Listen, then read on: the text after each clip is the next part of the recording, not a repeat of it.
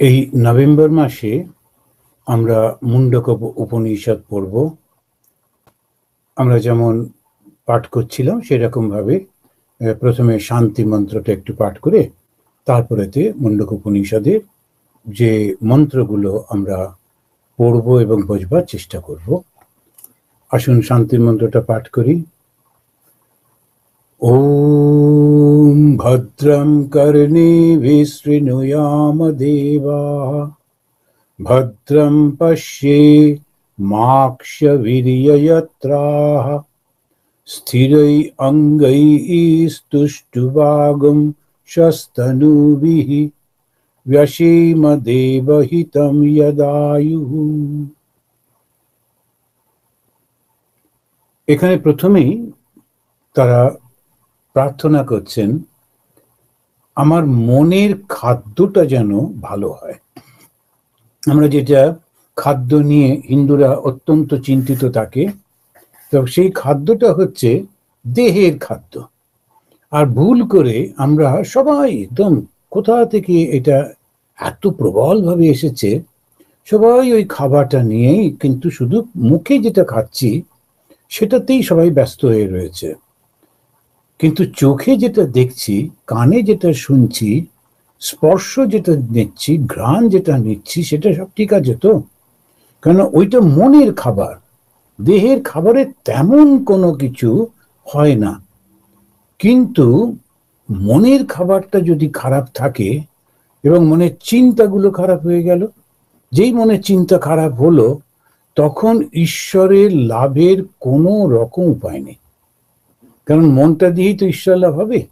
এটা আমাদের খুব ভালো করে এই জিনিসটা বুঝে এটা করতে হবে, যে যাতে আমরা ওই বারবার কিছু লোক না বুঝে ওই রকম বলে যাচ্ছে আর তাদের সঙ্গে তাদেরকে খুশি করবার জন্য আমরাও করে যাচ্ছি, ওরকম না।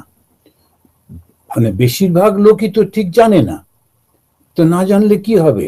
পরিষ্কার ভাবে বুঝতে হবে এই যে উপনিষদের শান্তি মন্ত্রের মধ্যে কেন বলছেন ভদ্রম পশ্যেমাক্ষভির্যজত্রাः, আমি যেন ভালো জিনিসটা দেখি, আমার কানে যেন ভালো শব্দগুলো আসে। এই প্রার্থনা কেন করছেন? ঋষিরা করছেন সেই কোন যুগ আগে। যদি ভালো ভালো শব্দ শুনি, ভালো কথা শুনি, ভালো উপদেশ শুনি, মনের মধ্যে তার অনুরণ হয়, তখন তার প্রতিফলন হয় মনের মধ্যে, মনটা তখন পরিশুদ্ধ হয়ে যায়। মনের শুদ্ধতা মানে কি আমরা ওটাই আলোচনা করব। যেই মনের শুদ্ধতা এসে গেল তখন আর কিছুই বাকি থাকলো না। শুদ্ধ মন, শুদ্ধ আত্মা এক। ভগবান শ্রীরামকৃষ্ণদেব ওই জন্যে বলছেন, এবং একটা অসাধারণ বৈপ্লবিক একটা কথা ভগবান বলছেন সেই 100-150 বছর আগে, খুব পরিষ্কার করে বলছেন, শূকরের মাংস খেয়েও যদি ঈশ্বরে মন থাকে সে ধন্য। আর যার ঈশ্বরে মন নেই সে যতই বলুক সাত্ত্বিক খাবার খাচ্ছি, চিন্তা করতে বিষয়ের, চিন্তা করছে শরীরের, তাকে দিক শতধিক। অন্যরা বুঝুক না বুঝুক, মানতে চাক বা না চাক, কিছু একটা মাথায় ঢুকলে মনে হয় এটা একটা বিশেষ কিছু করছি টরছি, কিন্তু ভগবানকে না কোনো কিছু করে পাওয়া যায় না। এটা করে পাওয়ার ব্যাপারটাই নয়, ব্যাপারটা হচ্ছে জ্ঞানের। আমি তো রাজপুত্র, কিন্তু রাজপুত্রটা ভুলে গেছি। আমাকে গুরু স্মরণ করিয়ে দিচ্ছেন, তত্ত্বমসি, তুমি সে, কিং রোদসি সকে, কেন তুমি কাঁদছো বন্ধু? তুমি কেন মনে করছো নিজে তুমি দুর্বল, তুমি বদ্ধ, তুমি সবসময় কষ্ট পাচ্ছ? কিছু হচ্ছে না তোমার। এখন এই যে ভাবটা, এটা একদম চূড়ান্ত বেদান্তের ভাব, বুঝতে পারি না। তখন ওটার থেকে একটু নেমে এসে এবারে দেবতা ভগবানের প্রতি, ভগবান দেবতা ইত্যাদি, এবং তার সঙ্গে সঙ্গে কর্মফল অবশ্য রয়েছে, কিন্তু এই কর্মফলের সঙ্গে যুক্ত রয়েছে কোনটা? মনটা। আমি কর্ম করি কোনটা? যেটা আমার মন চিন্তা করে। মন কি চিন্তা করে? যেটা মন শোনে। মন কিভাবে শোনে? কান দিয়ে শোনে। তাহলে সব থেকে ইম্পর্টেন্ট খাদ্য কোনটা? ওই যেটা শোনাটা। আর সঙ্গে সঙ্গে মন চোখ দিয়েও আহার গ্রহণ করছে। খারাপ খারাপ দৃশ্য যখন দেখছি, খারাপ সমস্ত তখন সেইটি আমাদের মনের মধ্যে এসে যাচ্ছে। তো আমরা যখন ওইটি দেখছি, শুনছি, আর ওই ঘ্রাণ নিচ্ছি বা স্পর্শ করছি, সমস্ত মনের মধ্যে এসে যাচ্ছে। তারপরে মনটা তো তখন ওই সমস্তর মধ্যে চলে গেল। কি করে ভগবানকে ডাকবে, ঈশ্বরকে ডাকবে, যিনি সমস্ত কামনা বাসনার বাইরে?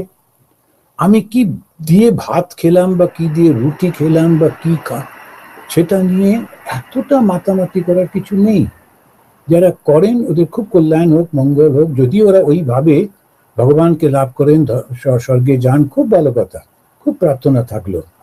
কিন্তু আমরা এই বেদান্তে যেটা পড়ছি সেটা খুব পরিষ্কার পরিষ্কার।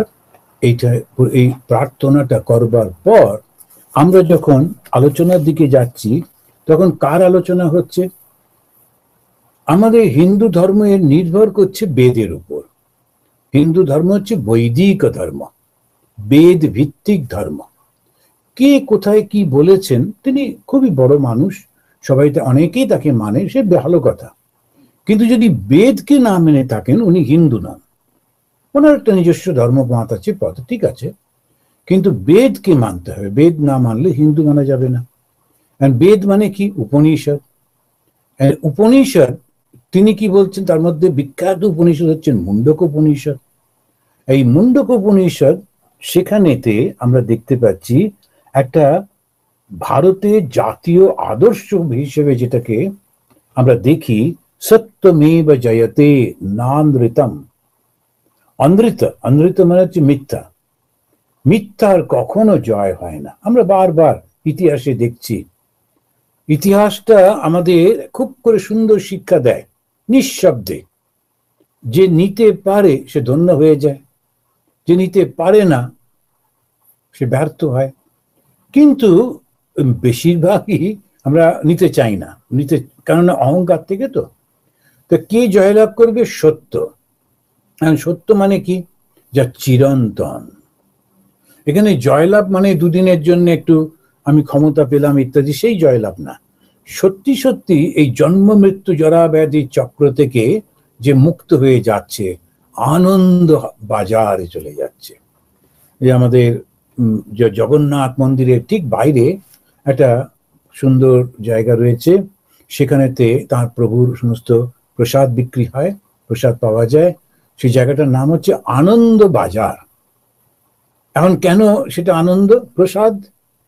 প্রসাদটা কি না, ভগবানের কৃপা লাভ করে তার আর অন্য কিচ্ছু চাই না। প্রসাদে সর্বদুঃখ্যানাম। তো প্রসাদ যখন হয়েছে, তার মনটা যখন তৃপ্ত হয়ে গেছে, আর কোনো বাসনা নেই, তখন থাকেটা কি? আনন্দই তো থাকে। তা আনন্দটা কখন আসে? যখন বাসনা থাকে না। আর আমাদের বাসনা যেটা করি, কেন করি? আনন্দ পাবার জন্য। খুব অদ্ভুত, একটা আনন্দ পাবো বলেই বাসনা করি, এবং সেই বাসনার পেছনে ছুটতে থাকি। বাসনা মনে হয় এটা হয়ে গেলেই আমার আনন্দ। পাওয়ার পর দেখলাম না, হলো না, তখন আবার। আমেরিকায় হয়েছিল সেই বিখ্যাত গোল্ড রাশ। আমেরিকার পশ্চিম দিকে ক্যালিফোর্নিয়া অঞ্চলে সোনা পাওয়া যাচ্ছিল। সমস্ত লোক, ওই পূর্ব ইউরোপ থেকে গরিব মানুষগুলো আসতো, তারা ওই ছুটলো কি করে সোনা পাওয়া যায়। কত কষ্ট, কত মানুষের মৃত্যু হয়েছে, কিছু কিছু লোক পেত টেত, যাগ্গে সেরকম। এখন এই যে আমরা সোনা পাওয়ার জন্যে ছুটছি, কেন? সোনা পেলে বড় লোক হব, বড় লোক হলে বাড়ি করব, গাড়ি করব, চাকর বাকর থাকবে, ভালো খাওয়া দাওয়া থাকবে, আনন্দে থাকবো। কিন্তু পরে দেখা গেল ডাকাত গুন্ডারা সব আসছে, নানা রকম উৎপাত হচ্ছে, আর ওই টাকার জন্য প্রাণটাই গেল। তাহলে আনন্দটা কোথায় এলো?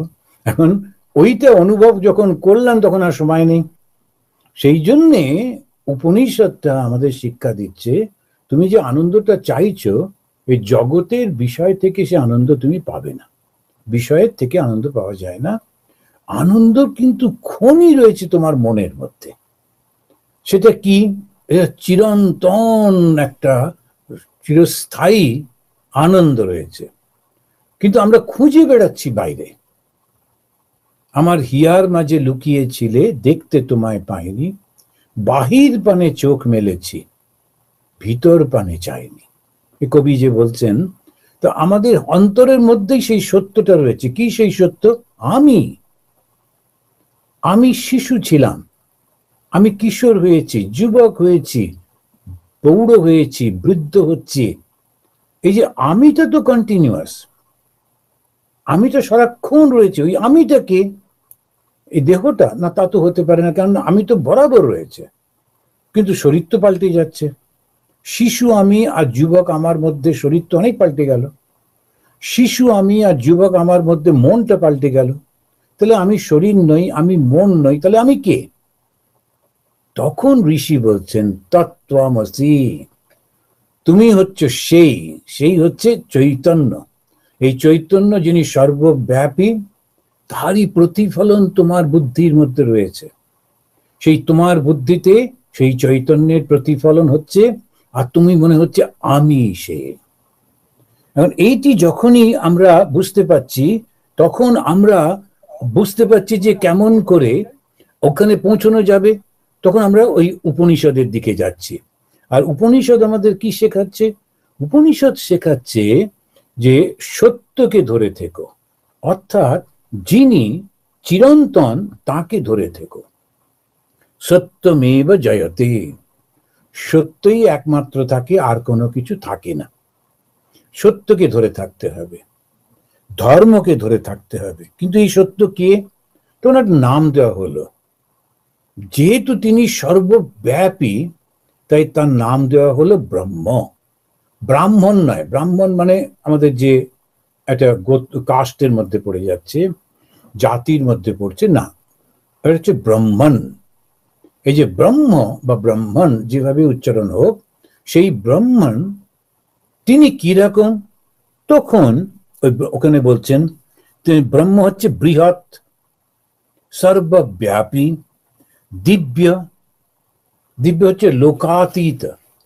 এখন দুটো আছে, একটা হচ্ছে এই লোকে, এই পৃথিবীতে, আর একটা হচ্ছে এই পৃথিবীর বাইরে। একটা হচ্ছে দিব্য আর একটা লোক। তো লোক অতীত, লোকের বাইরে, এই দিব্য। অচিন্ত রূপম, তার রূপটাকে চিন্তা করা যায় না। যখন ছোট্ট ছোট্ট শব্দ দিয়ে বোঝাবার চেষ্টা করছে। এখন প্রথমেই বলল তিনি হচ্ছেন বৃহৎ। বৃহৎ মানে সর্বব্যাপী। যিনি সর্বব্যাপী, তাকে আমরা রূপ দেব কি করে?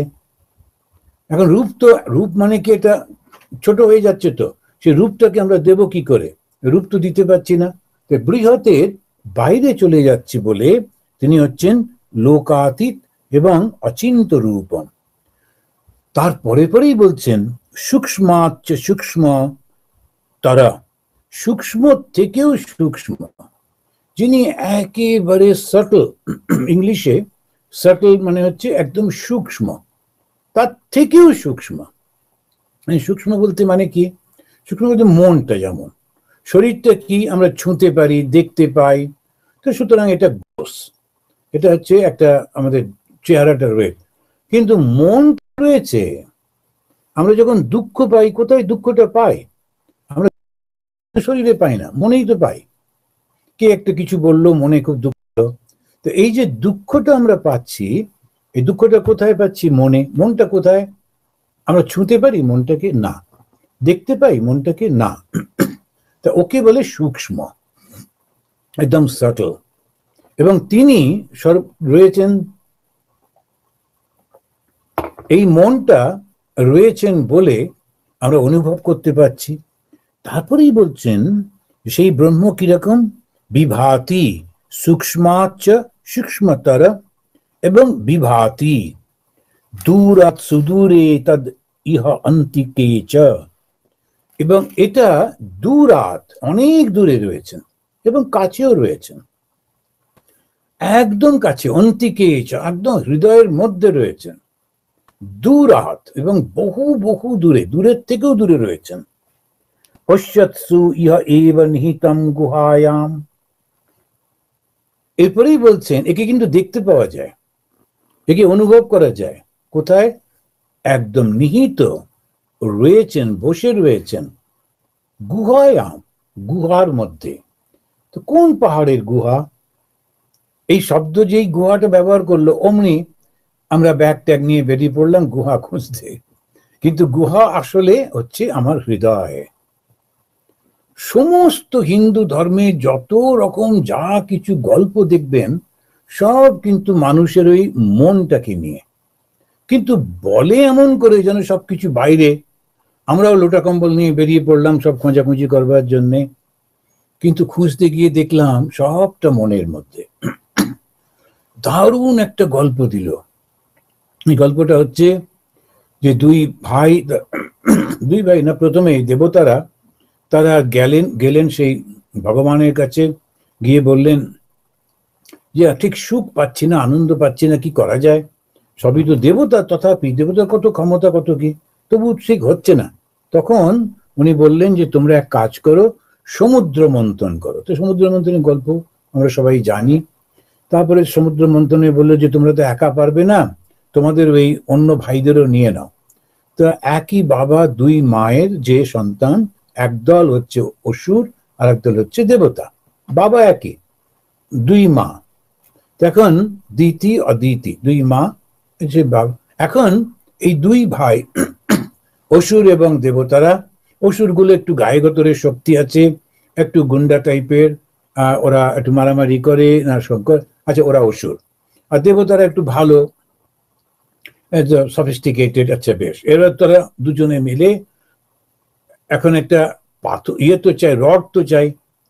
আমি কোথায় আমরা পাবো সেই রড? তখন উনি বললেন ওই পর্বতটাকে না, ওই পর্বতটাকে বসানো। কিন্তু পর্বতটা বসালে তলায় একটা শক্ত জিনিস চাই, তার উপরে তো ওটাকে বসাতে পারবে।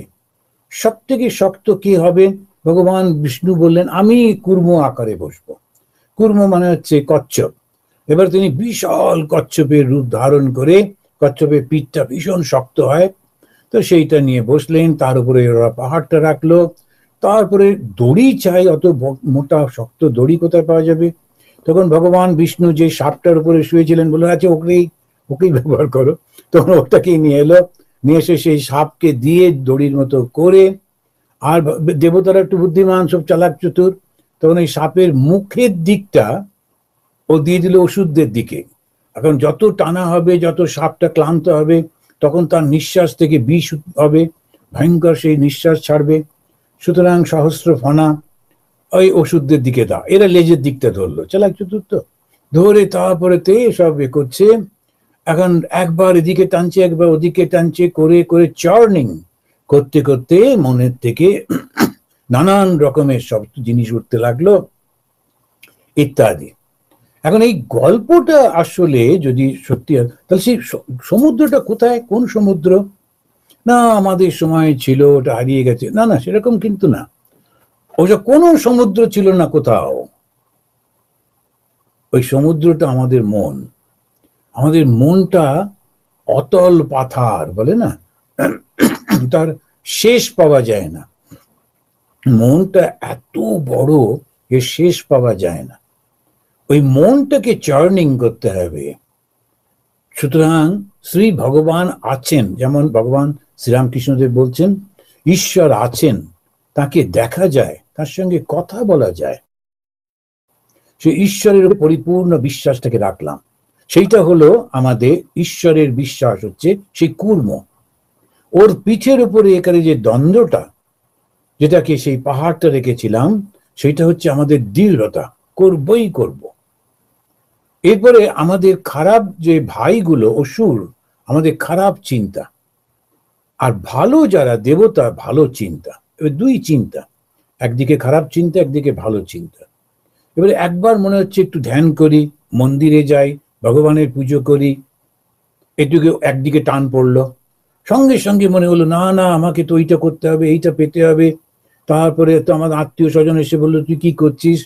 দেখ পাশের বাড়ির লোকটা তোরই সঙ্গে একই স্কুলে পড়তো, এখনো দুটো গাড়ি, এখনো তুই একটা সাইকেল নিয়ে ঘুরছিস।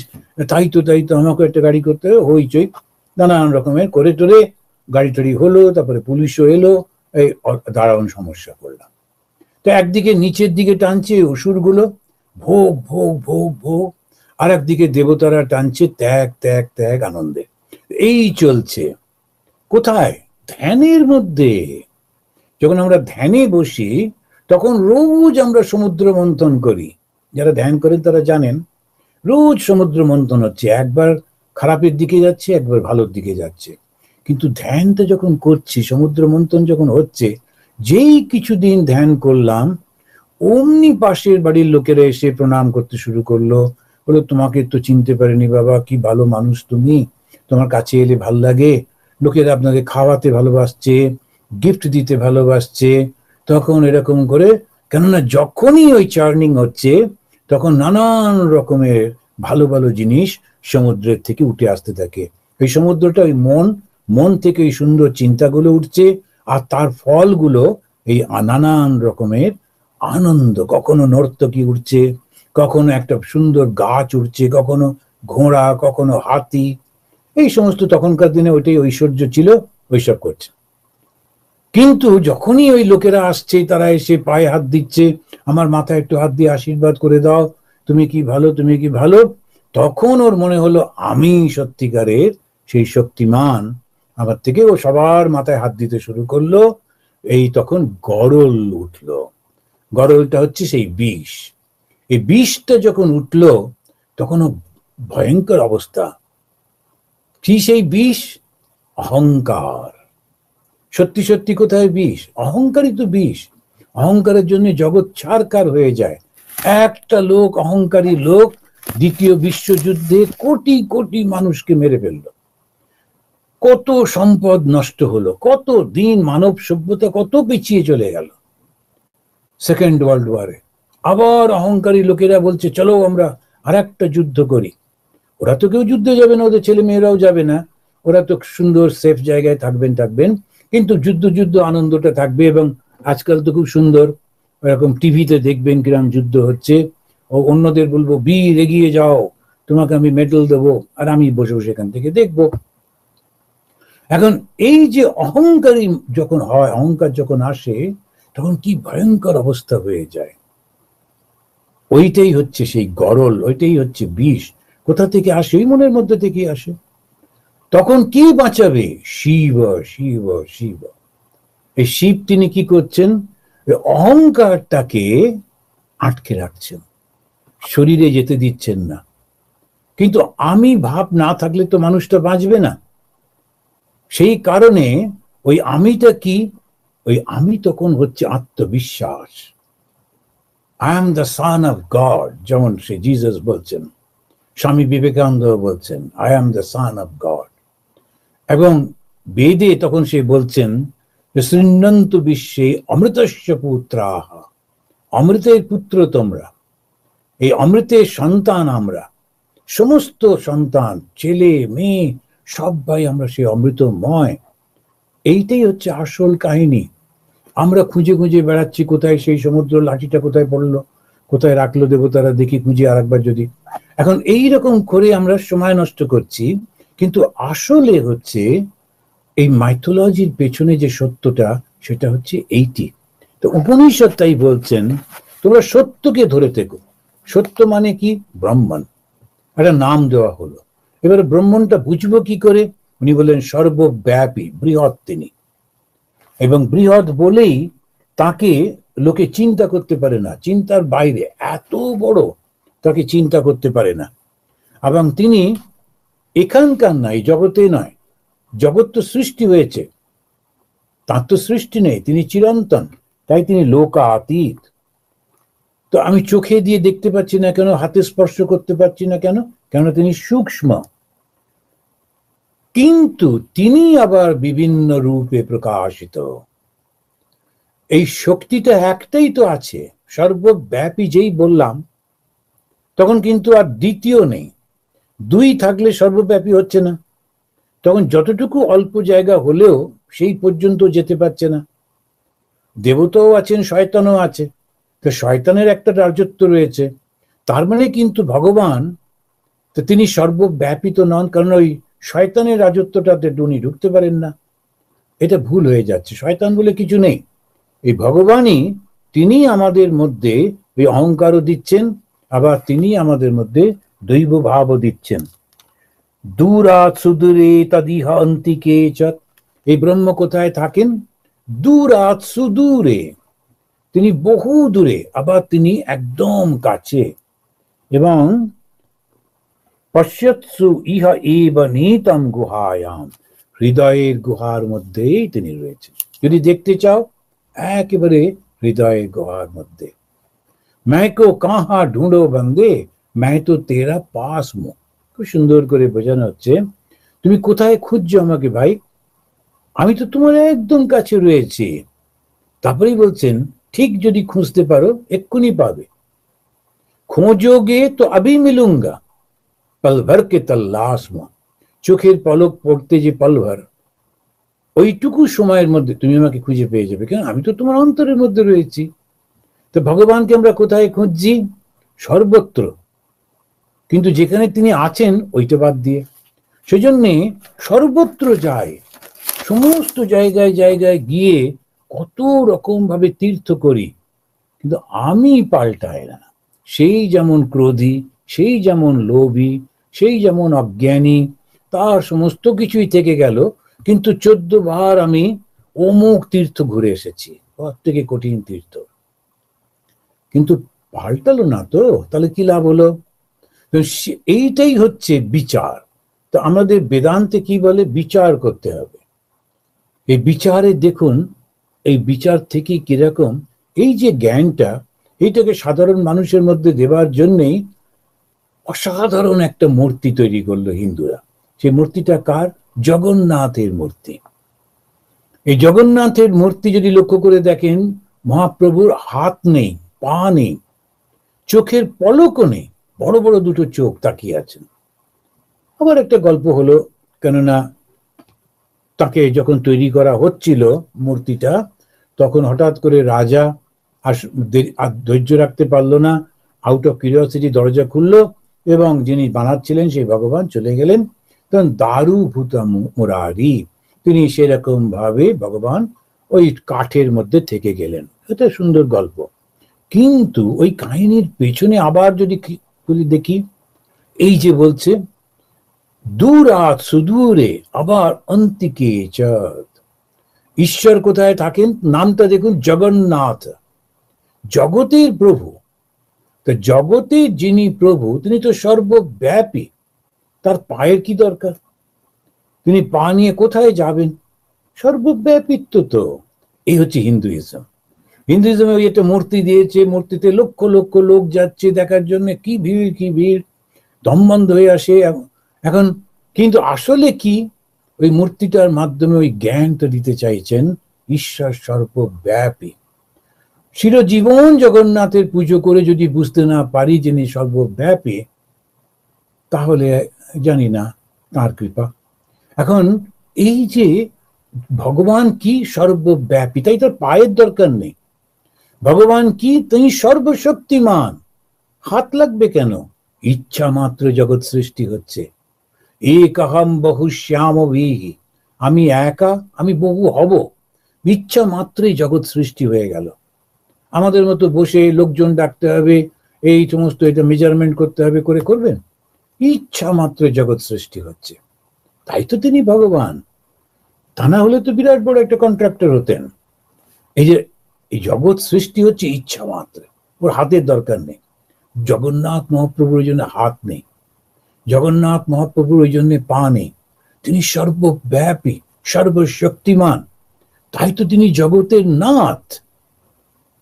আমরা না বুঝে হই হই করছি, একটু জগন্নাথের সর্দি হয়েছে, জগন্নাথকে খাওয়াতে হবে, সে ভালো কথা, আমার ভালোর জন্য, আমার ভালোবাসা তাকে এরকম, সে ঠিক আছে।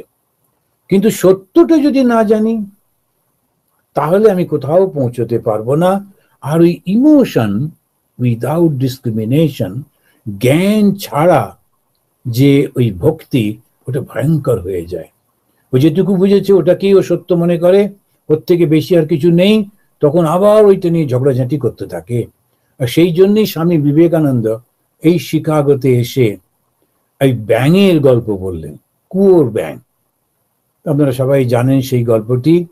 ওই সমুদ্রের ব্যাঙ এসে কুয়োর মধ্যে পড়ে গেছিল, কুয়োর ব্যাংকটা অত্যন্ত অহংকারী, সে কুয়ো থেকে কোনোদিন জীবনে বেরোয়নি। তার ধারণা কুয়োটাই হচ্ছে সব থেকে বড় জলাশয়। ওকে দেখে বলে, তোমাকে তো আমার মতোই দেখতে, তবে একটু বেশি ফর্সা, তা যাকে তা আসছো থেকে? ও বললো, আগে আমি সমুদ্র থেকে আসছি। ওকে ওকে, সমুদ্র থেকে আসছো, তো সমুদ্রটা কত বড়? বলে টুক করে একটা লাফ দিয়ে বলে, এতটা। ও বলছে, কি বলেন কি, সমুদ্র বুঝতে পারছেন না? কারণ সমুদ্রের ব্যাংক বুঝতে পারছে না যে কুয়োর ব্যাংক কোনোদিন সমুদ্র দেখেনি। কুয়োর ব্যাংকটা আর একটা লম্বা লাফ দিয়ে বললো, এতটা কি? ও বলছে, আপনি আমার সঙ্গে চলুন, সমুদ্রটা না দেখলে বুঝতে পারবেন না, লক্ষ লক্ষ কোটি কোটি আপনার এই কুয়ো সমুদ্রের মধ্যে ডুবে যাবে। বলে, তুমি মিথ্যাবাদী, আমি কখনোই তোমার সঙ্গে যাব না, তোমার কোনো কথা শুনবো না, আমি তোমাকে এখানে থাকতেও দেবো না, বেরো তুমি এখান থেকে। তো এই যারা শুধু ইমোশন নিয়ে ধর্ম করেন তারা এইরকম হয়ে যান। না, আমারই শুধু ভগবান, আমারই শুধু যেটুকু বুঝেছি এটা, উনি শুধু এইটাই খান, অন্য কিছু খান না, এইটাই পড়েন, অন্য কিছু পড়েন না। ভগবান সর্বশক্তিমান, তাকে তুমি তোমার বুদ্ধি দিয়ে ছোট করে ফেলছো। তো তুমি ভালোবাসো, সে তো কোনো ক্ষতি নেই, কিন্তু সেইটাই ওরকম জোর করে যদি করে দাও, তখনই বিপদ হয়ে যাচ্ছে। তিনি সর্বব্যাপিত্ব হারিয়ে ফেললে তা কি করে ভগবান হবেন তিনি? তৃতীয় মুন্ডকের প্রথম খণ্ডের সপ্তম মন্ত্রের ব্রহ্ম সম্বন্ধে বলেই তিনি বলছেন, না চক্ষুষা গৃহ্যতে। এবারে উনি বললেন যিনি সর্বব্যাপী, তিনি এই প্রথম দিকে আমরা যেটা পড়লাম তারপরেই পরেই বলছেন, তুমি কিন্তু এই চোখ দিয়ে তাকে দেখতে পাবে না। সঙ্গে সঙ্গে লোকেরা বললো, উনি কোথায় থাকেন বলুন, গিয়ে দেখে আসি। তাই ঋষি সঙ্গে সঙ্গে উনি বলছেন যে না, না চক্ষুষা গৃহ্যতে, তুমি এই চোখের দ্বারা তুমি তাকে দেখতে পাবে না। কেন না? তার তো রূপ নেই না, কিন্তু তুমি দেখবে কি করে? আমরা যে কত রকমের রূপ, আমাদের দেবদেবীদের, হিন্দুদের দেবদেবী রূপের অসংখ্য, যে যেমন মনে করেছে তাকেই সেরকম একটা রূপ দিয়ে দিয়েছে, এবং তাতে কোনো ক্ষতি হচ্ছে না, তাই নিয়ে কোনো হিন্দু কোনো নিন্দামন্দ করে না। এখন আমার ভালো লাগে এরকম করে দেখতে, তো বেশ, তো আমি ভগবানকে এরকম ভাবে সাজাবো, ভগবানকে এরকম খেতে দেব, ভগবানকে এরকম ভাবে রাখবো, ঠিক আছে, আমার ভাল লাগে, অন্যরা কেউ কিছু বলবে না। সেই জন্য আমাদের ৩৩ কোটি দেব দেবী, কিন্তু আমাদের কোনো রকম বিবাদ নেই। আর অন্যদের যদি দেখি একটু এদিক ওদিক হয়েছে, তো একই দেবতা, কারুর মাথায় একটা পাগড়ি আছে, কারুর মাথায় নেই, ওই নিয়ে একেবারে বংশের পর বংশ ধরে লড়ে যাচ্ছে। একদল বলছে আমাদের ভগবানের মাথায় পাগড়ি থাকবে না, আর একজন বলছে থাকবে, বাস ওইটা নিয়ে চললো। এবারে সে ভগবান টগবান বাদ গেল, পাগড়ি নিয়েই জন্ম ধরে দাদু লড়েছে, বাবা লড়েছে, তারপরে আমরাও লড়ছি, আমাদের নাতিরাও লড়বে, বাস চললো।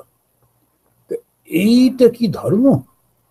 উপনিষদের জ্ঞানটা না পেলে ধর্ম যে কি অসাধারণ জিনিস আমরা বুঝতে পারবো না, পারি না। সেই জন্য ওরা বলছেন, না চক্ষুষা গৃহ্যতে, এই চোখ দিয়ে তাকে দেখা যায় না, কারণ তার তো রূপ নেই।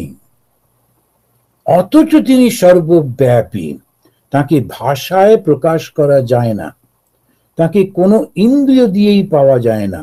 না অনৈহি দেবৈহি, দেব, দেব মানে এখানে যিনি প্রকাশ করেন তিনি দেবতা, যিনি প্রকাশিত তিনি হচ্ছেন দেবতা। এখানে এই দেবই, না অনৈ দেবৈহি, অন্য দেবতাদের দিয়েও তুমি তাকে বুঝতে পারো। অন্য দেবতারা কারা? কারা প্রকাশ করে? চোখ ছাড়া আর কে কে আছে? কান আছে, নাক আছে, জিহ্বা আছে, ত্বক আছে, এরাও তাকে প্রকাশ করতে পারবে না। তুমি ছুঁয়ে, তুমি শুনে, তুমি গন্ধ নিয়ে কিচ্ছু প্রকাশ করতে পারবে না। না তপস্যা, কোন তপস্যার দ্বারা আমি 1 মাস ধরে খাবো না, 2 মাস ধরে খাবো না, শুদ্ধ জল খেয়ে থাকবো, হতে হবে না। না তপস্যা, কোনো, ওটা ভালো, তোমার মনঃসংযম হচ্ছে, তুমি মনটাকে কন্ট্রোল করতে পারছো, ওই তপস্যাটা ঠিক আছে, কিন্তু ওইটা দিয়ে তুমি ব্রহ্মকে জানতে পারবে না। আমি যদি আমি 20 দিন না খেয়ে থাকি বা 30 দিন না খেয়ে থাকি, ব্রহ্মজ্ঞান হয়ে যাবে, এইরকম হবে না। সেই জন্যই বলছেন না তপসা, কোন তপস্যা বা আন্তরিক চেষ্টায় ব্রহ্মকে সাক্ষাৎ করতে পারবে না। কারণ ব্রহ্ম তো কোনো বস্তু নন। আমি ওইখানে গেলাম এবং তাকে দেখলাম, বা এইটা করলাম এবং তাকে পেয়ে গেলাম, এরকম তো কিছু না। আমরা খুব ভালো পড়াশুনো করলে তো স্কুলে ফার্স্ট হলাম, এটা একটা পাওয়া হলো, কিন্তু ব্রহ্ম তো সেরকম ব্যাপার না। সেই কারণে বলছেন যে না তপসা, তাহলে জ্ঞান প্রসাদেন বিশুদ্ধ সত্য। এইবারে সেই জ্ঞানের কথাটা এলো। জ্ঞান প্রসাদেন, প্রসাদ মানে ওই যে প্রসাদে খুব আনন্দ হয়। আমরা প্রসাদ মানে কি, যেই পুজো টুজো হয়ে গেল অমনি দারুণ একটা বড় ভোজ। হিন্দুদের একটু প্রসাদ না হলে চলে না। শুধু বিশেষ করে বাঙালিদের প্রসাদ কি কি আছে পুজোর সময় আগে থেকে জিজ্ঞেস করে নেয়। যদি ভালো ভালো প্রসাদ থাকে আছে তাহলে ঠিক আছে, অফিসে ছুটি নিয়ে যাওয়া যাবে। তা প্রসাদটা যদি বলে যে না একটু বাতাসা জল, আচ্ছা একটু অফিসে কাজ আছে তো এই পুজোটা যাচ্ছি না, তখন আর যাবে না। ভালোবাসা ওই প্রসাদে, এবং ওই মনে করছে খেলেই হলো, কিন্তু ওটা ভুল। প্রসাদটা কোনটা, যেখানে মনটা আনন্দ পায়। যে প্রসাদ মানে হচ্ছে ওই মনের শান্তি। সেটা কি করে হবে, জ্ঞান প্রসাদে না, জ্ঞান থেকেই তো শান্তিটা এসে গেল না। যে জ্ঞান থেকে শান্তিটা এলো। আমাকে কে কষ্ট দিচ্ছে, কেন কষ্ট দিচ্ছে, আমি আমাকে কষ্ট দিচ্ছি। কেন দিচ্ছি, ওই অজ্ঞান বলে, বুঝতে পারছো না বলে। কি করে কষ্ট দিচ্ছি, ভুল ভুল কাজ করছো, ভুল বিশ্বাস নিয়ে ভুল কাজ করে ফেলছো, লোককে ঠকিয়ে পয়সা নিচ্ছ, তারপরে অমুক এমুক করছো, এসব করে একটা ভুল হয়ে যাচ্ছে। তো সেই কারণেতে জ্ঞানটা দরকার। জ্ঞান হলে কি হবে, বিশুদ্ধ সত্য, নির্মল জ্ঞানের দ্বারা মনের মধ্যে কোনো বিষয় থাকবে না। সেই নির্মল জ্ঞানের দ্বারা তুমি তাকে পাবে। তখন কি হবে, মনটা শান্ত হয়ে যাবে। যেই মনটা শান্ত হয়ে যাবে, জ্ঞান প্রসন্নেন, ওই জ্ঞানের প্রসাদ লাভ করবে। মনটা শান্ত হয়ে গেলে তখন দুঃখটা নেই, সুখটা নেই, অসাধারণ একটা শুধু আনন্দ। জানেন আমরা প্রতিদিন এই আনন্দের মধ্যে যাই, কিন্তু বুঝতে পারি না কখন যাই।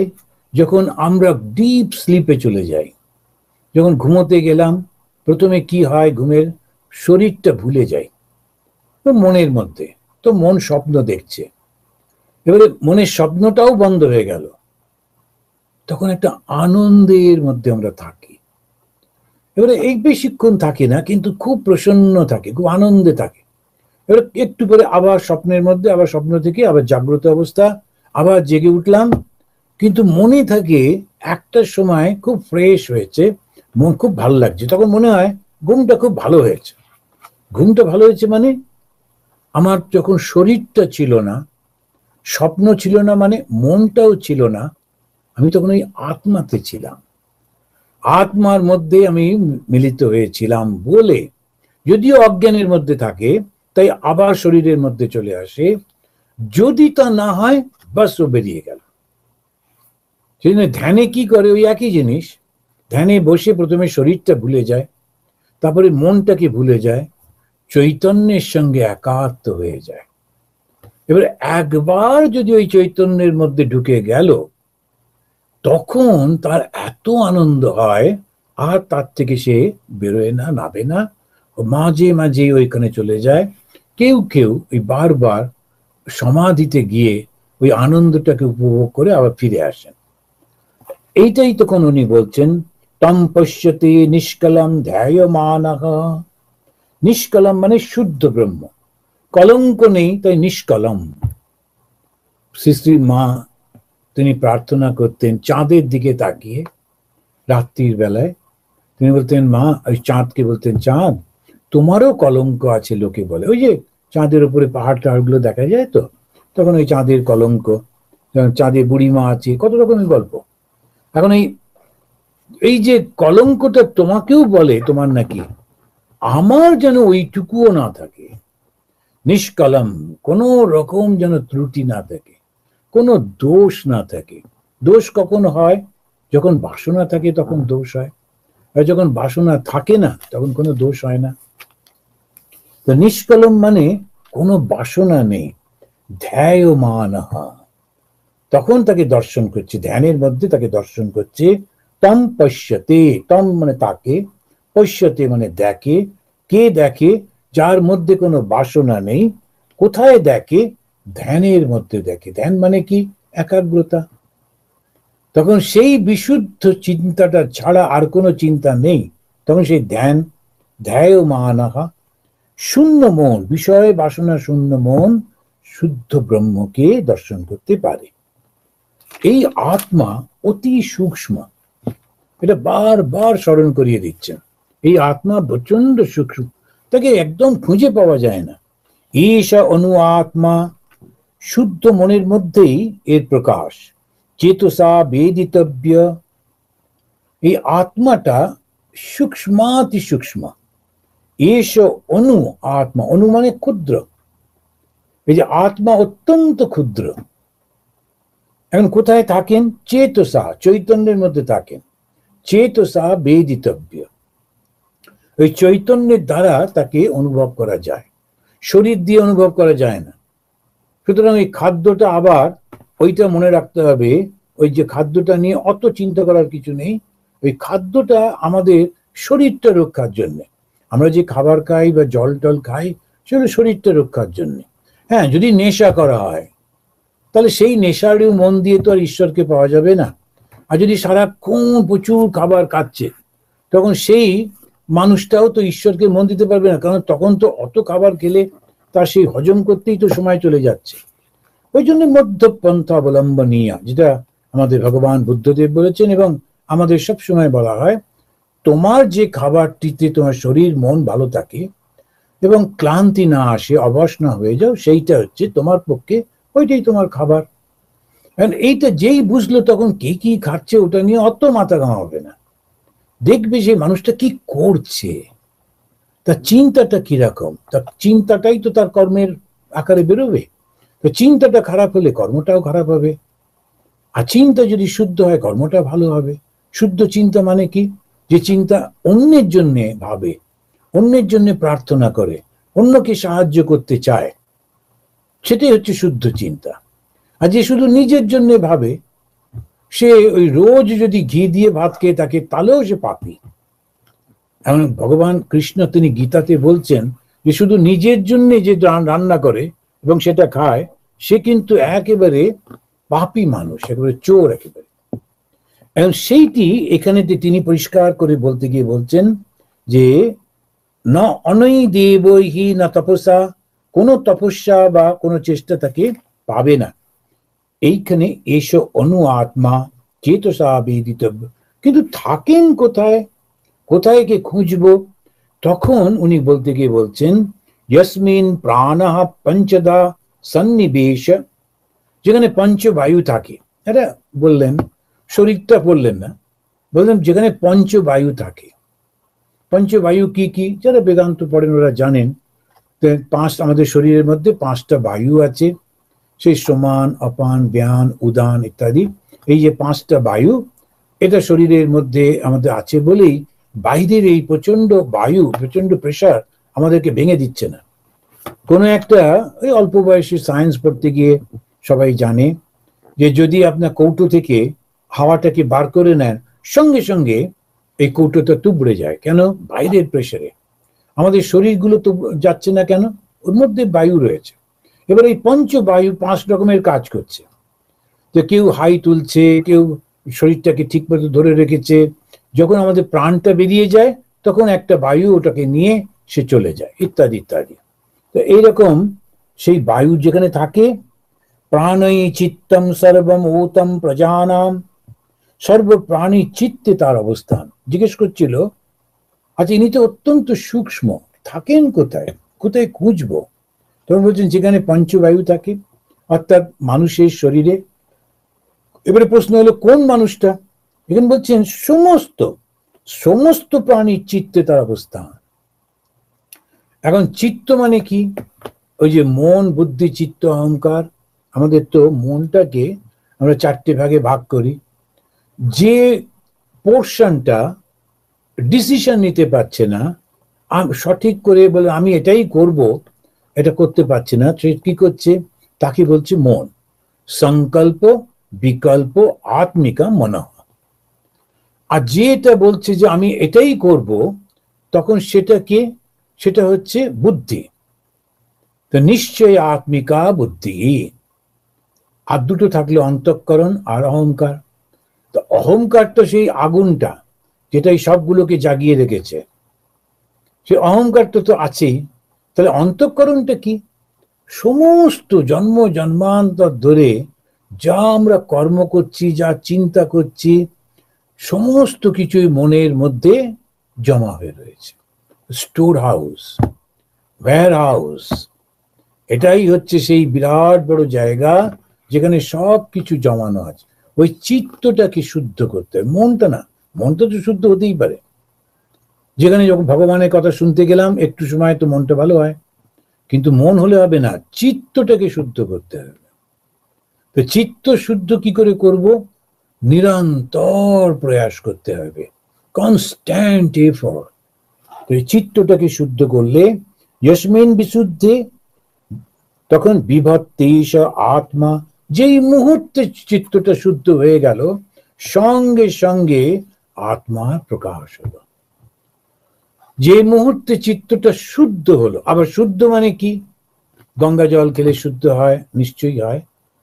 এবং ভগবান শ্রীরামকৃষ্ণদেব খুব মানতেন গঙ্গা বাড়ি ব্রহ্ম বাড়ি। তা গঙ্গাকে যদি আমরা একটু করে রোজ গঙ্গার জল মুখে দিই, তাহলে এই শরীর মন শুদ্ধ হয়। শুধু তাই না, বা আমাদের যে ভগবান শ্রীরামকৃষ্ণ, তিনি তো বিষ্ণুর অবতার। তো এই বিষ্ণু যেখানে রয়েছেন, সেই জগন্নাথ, সেই জগন্নাথ দেবের একটা প্রসাদ পাওয়া যায়, চাল কিন্তু শুকনো করে থাকা। তো উনি ঠাকুরের কাছে ওটা থাকতো, রোজ একটা করে চাল উনি সেই জগন্নাথ দেবের আটকে প্রসাদ বলে, একটা করে চাল মুখে দিতেন, একটু গঙ্গা জল নিতেন। ভগবান শ্রীরামকৃষ্ণ নিজে করছেন, উনি তো নিজেই ভগবান, তবু কেন করতেন? কেননা আমাদের শেখাবার জন্যে। তো ওই চাল এবং ওই জলটা খেলে কি বিশুদ্ধতা হয়? আমরা যে চিন্তা করছি, এই গঙ্গা এটা এসেছে সেই মহাদেবের জটা থেকে, এইটা কত ঋষি মুনি এই গঙ্গার জলে দাঁড়িয়ে স্তব করেছেন, প্রার্থনা করেছেন, তাদের সেই সমস্ত সৎ চিন্তাগুলো এই জল ধারা হয়ে বিশ্বাস করছি। তারপরে ওই যে জগন্নাথের যেই ওটা খাচ্ছি, জগন্নাথ দেবকে মনে পড়ছে। চালটা বড় কথা নয়, প্রসাদটা নয়, প্রসাদটা তো শুধু ওই শুকনো চাল, কিন্তু সঙ্গে সঙ্গে জগন্নাথ এর মনে পড়ছে। সর্বব্যাপী সেই চৈতন্য মূর্তি আকারে রয়েছেন। যেই আমরা সেই যা চিন্তা করছি, এক ঝলক হলেও পবিত্রতা আসছে। ওই জন্য রোজ একটু করে এগুলো করতে হয়। সকালে উঠেই প্রথমে এটা করলাম, ঈশ্বরকে স্মরণ করলাম, পারলে একটুখানি স্তোত্র পাঠ করলাম বা শুনলাম, একটু ভালো গ্রন্থ পাঠ করলাম, মনের মধ্যে খাবারটা খুব ভালো খাবার গেল। এরপরে অফিসে বেরোলাম, সারাদিন জগতে সব নানান কাজকর্ম করে আবার এসে আবার একটু গঙ্গা জল মুখে দিয়ে তখন বলা, নানান রকম করতে হলো জীবিকার জন্যে, ঠাকুর তুমি কিন্তু আমাকে ভুলে যেও না। এই যে রোজ করতে করতে এরপরে যখন আমাদের রিটায়ারমেন্ট হচ্ছে, রিটায়ারমেন্টের পরে তখন আমরা দু হাতে ভগবানকে ধরছি। তো একজন আমাকে লিখেছিলেন, আপনি কেন এরকম বলছেন? কারণ ঠাকুর বলেছেন এই জীবনে ঈশ্বর লাভ করতে হবে, এবং অন্যরাও বলেছেন 30 হলেই সব ফর্সা। ঠিকই বলেছেন, কিন্তু কথাটা হচ্ছে ঠাকুর এটাও বলেছেন এখন এক হাতে ঈশ্বরকে ধরে থাকো, আর এক হাতে সংসার করো। ঠাকুর ভীষণ প্র্যাকটিক্যাল। তো তো সেই কারণে একজন লোক, সংসারী লোক, তাকে আমি বললাম এই জীবনে ঈশ্বর লাভ করতে হবে, করতে হলে সব ত্যাগ করে চলে যাও হিমালয়ে। এবারে ওর বউ ছেলে মেয়েকে কে দেখবে? নিজেই বলছেন না। আমার কাছে একজন লোক এসেছিল, তো তিনি এসে ঠাকুরের সঙ্গে সঙ্গে ঘুরছিলেন। ঠাকুর বললেন, আচ্ছা 2-4 দিন তুমি দেখছি আমার সঙ্গে ঘুরছো, কি ব্যাপারে? তো বললো, আগে আমি এরকম আপনার সঙ্গে থেকে ঈশ্বর লাভ করতে চাই। বলো, সে তো ভালো কথা, কিন্তু তোমার বিয়ে থেকে হয়েছে? বলে হ্যাঁ। তো বউ ছেলে মেয়ে আছে? বলে সে তো বটে, গ্রামে বাড়িতে। ঠাকুর ধমক দিয়ে বললেন, যাও গ্রামে গিয়ে তাদেরকে খাওয়াও, ওটাই তোমার স্বধর্ম। তো সুতরাং আপনি পড়ছেন যখন, ওইটার সঙ্গে এটাও মনে রাখতে হবে, এক একজনের জন্য ঠাকুর এক একটা বলছেন। যারা অল্প বয়স থেকে ত্যাগ করেছে, তাদের সেই রকম ভাবে সংসারে আর তাদের অতটা দায়িত্ব নেই, সন্ন্যাসী হয়েছে, তার জন্য এটা ঠিক আছে। 30-এর মধ্যে ঈশ্বরকে পেয়ে নাও, কেননা তখনই মনের শক্তি থাকে, ওটা ঠিক।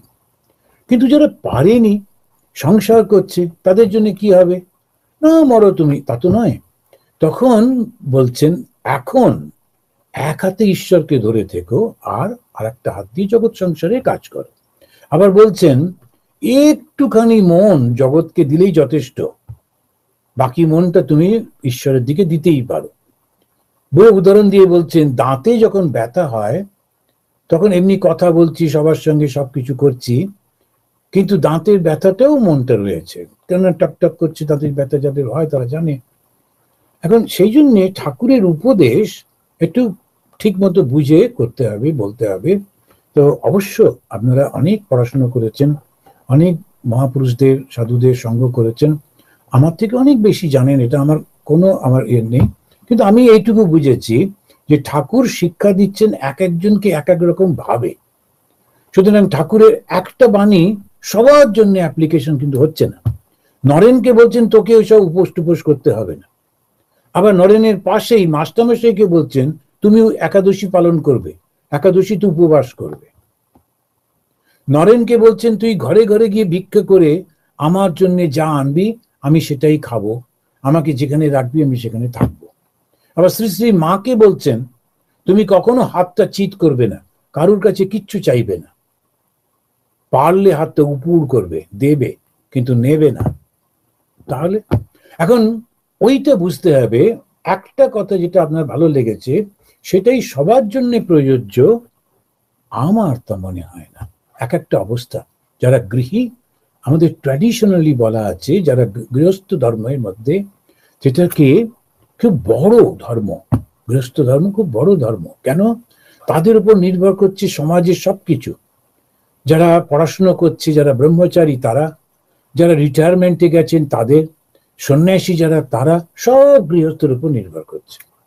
আদর্শ গৃহী যে, সে নিজে তার সমস্ত জ্ঞান সমাজকে দিয়ে, শক্তি দিয়ে, বুদ্ধি দিয়ে, সমাজের থেকে সে যে পয়সা পাচ্ছে, টাকা পাচ্ছে, সম্মান পাচ্ছে, সেইটা নিয়ে সংসার করলো।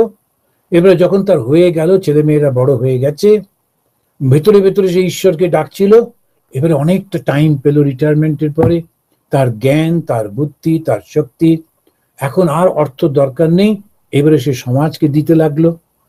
যখন সে সেইটার পরে যখন আর শরীর অথর্ব হয়ে গেল, ঈশ্বর চিন্তাতে নিমগ্ন হয়ে থাকলো। এই স্টেজ তো রয়েছে।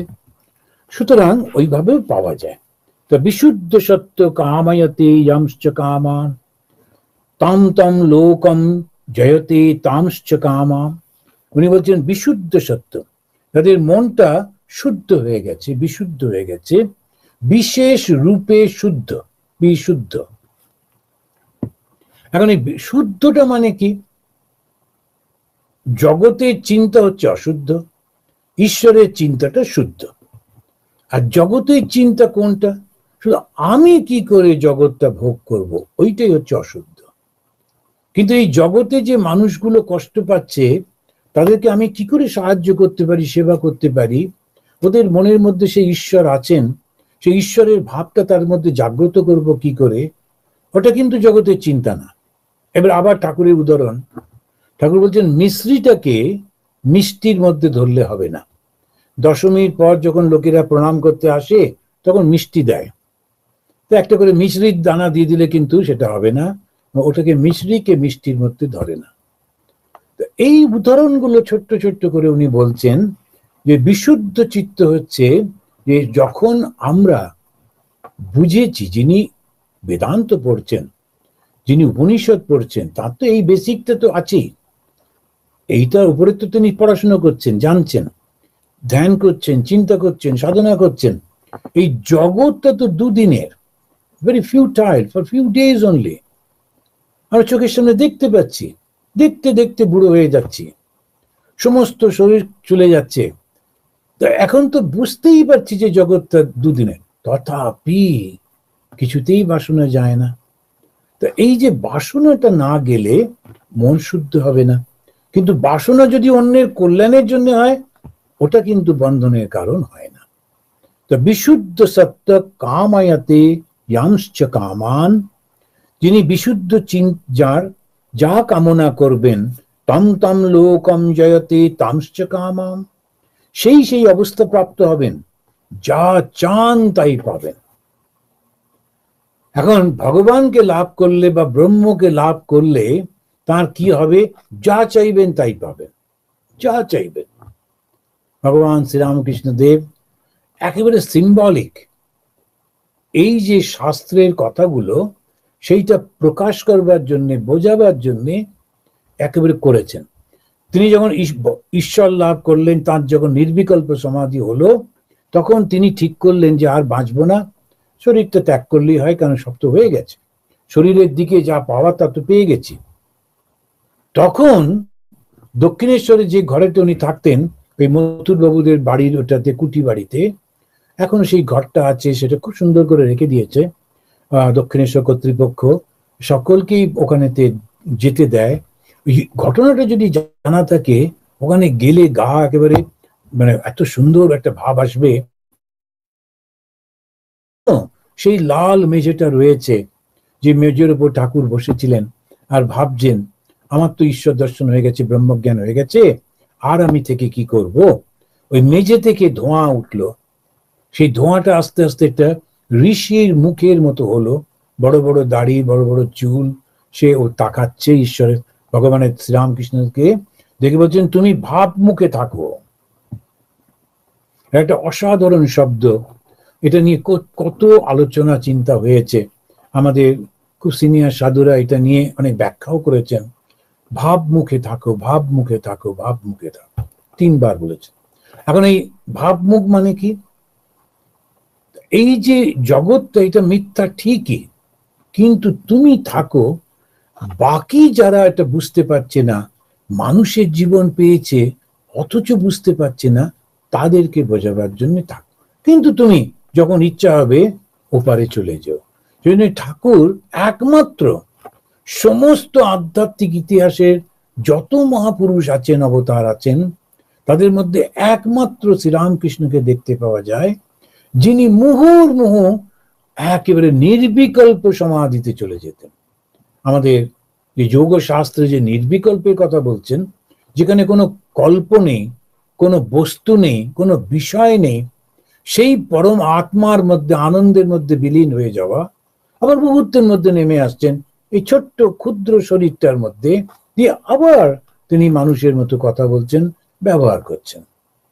এটা একেবারে মানে বারবার হতো, এ ঘর আর ও ঘর। সেই কারণে শ্রীরামকৃষ্ণকে বলা হচ্ছে অবতার বরিষ্ঠায়।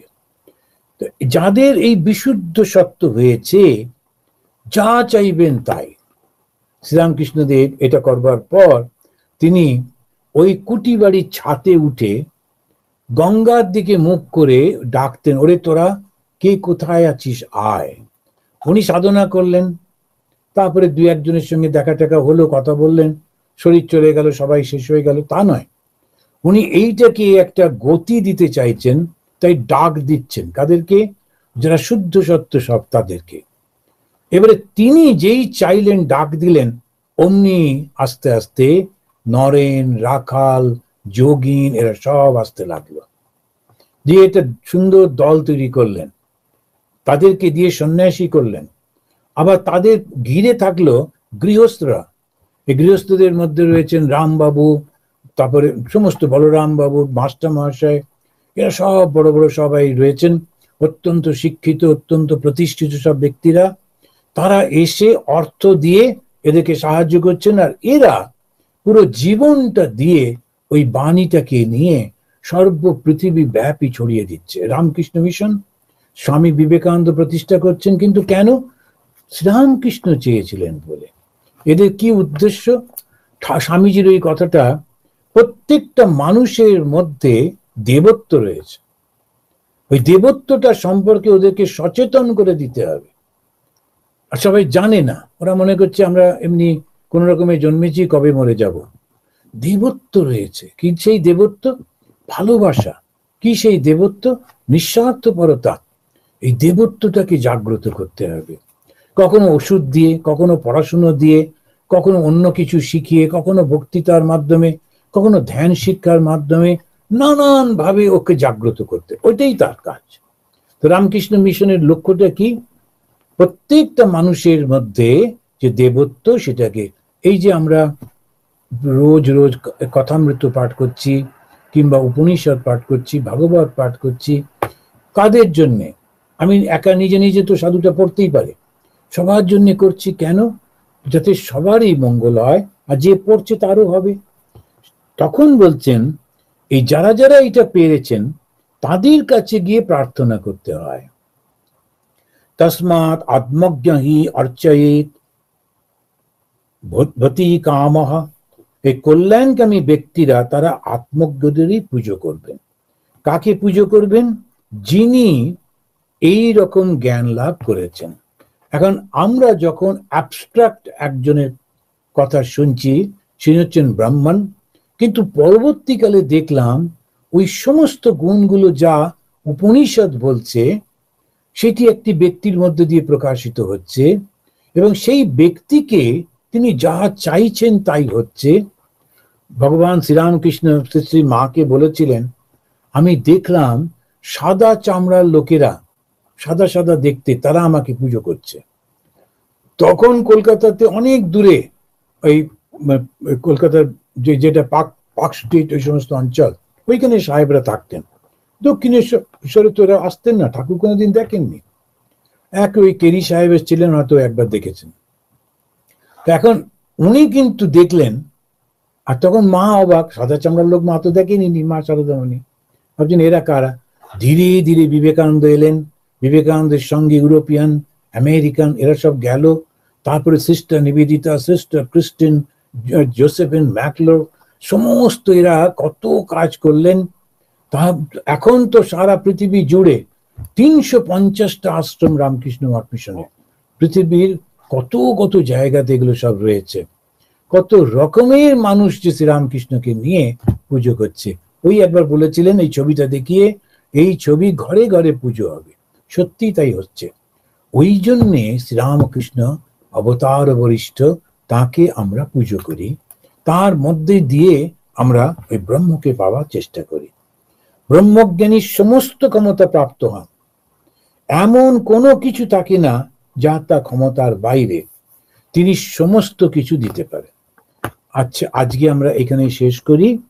পরের মাসে ডিসেম্বরে আমরা এই উপনিষদটা হয়তো কমপ্লিট করে ফেলতে পারবো।